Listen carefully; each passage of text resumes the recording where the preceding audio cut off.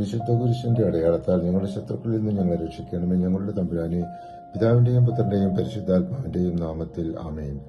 വിശുദ്ധ ഗ്രന്ഥം പഴയ നിയമത്തിലെ 37-ാം പുസ്തകമാണ്. 9 അധ്യായങ്ങളിലായി വിവരിക്കുന്ന ആമോസ് പ്രവാചകന്റെ പുസ്തകം.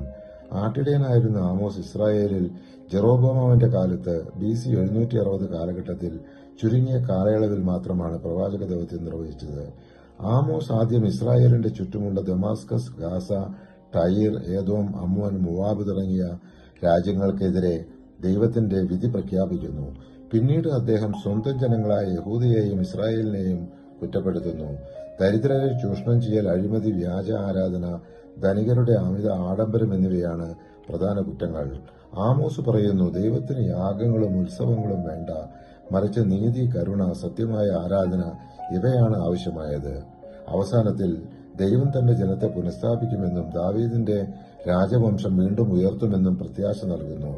ആമോസിന്റെ പുസ്തകം നമ്മെ പഠിപ്പിക്കുന്നത് ആമോസ് 5-ാം അധ്യായം 24 പറയുന്നത് പോലെ നീതി വെള്ളച്ചാട്ടം പോലെ ഒഴുകട്ടെ, നീതിമാന്മാരുടെ പ്രവൃത്തികൾ ഒരിക്കലും അവസാനിക്കാത്ത നദി പോലെ ഒഴുകട്ടെ എന്നതാണ്.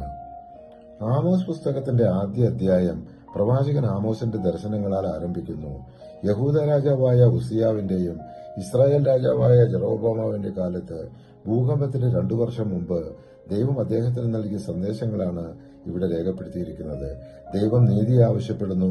രാജ്യങ്ങൾ ചെയ്ത ക്രൂരതകളും അനീതികളും അവഗണിക്കപ്പെടുകയില്ല. ഓരോ രാജ്യത്തിനും അവരുടെ കുറ്റങ്ങൾക്കനുസരിച്ച് ദൈവത്തിന്റെ വിധി വരും എന്നതാണ് ഇതിലെ മുഖ്യ സന്ദേശം. ആമോസ് 2-ാം അധ്യായം ദൈവത്തിന്റെ വിധി സന്ദേശം തുടരുന്നു. ആദ്യ അധ്യായത്തിൽ വിദേശ രാജ്യങ്ങൾക്കെതിരായിട്ടുള്ള വിധി പറഞ്ഞതിനു ശേഷം ഇവിടെ യഹൂദ, ഇസ്രായേൽ എന്നിവർക്കെതിരായ ദൈവത്തിന്റെ വിധി പ്രഖ്യാപിക്കുന്നു. കർത്താവ് അരുളി ചെയ്യുന്നു, യൂദ ആവർത്തിച്ച് ചെയ്ത അതിക്രമങ്ങൾക്കുള്ള ശിക്ഷ ഞാൻ പിൻവലിക്കുകയില്ല.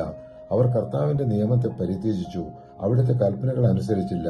അവരുടെ പൂർവികന്മാർ പിൻചെന്ന വ്യാജ ദേവന്മാർ അവരെ വഴിതെറ്റിച്ചു.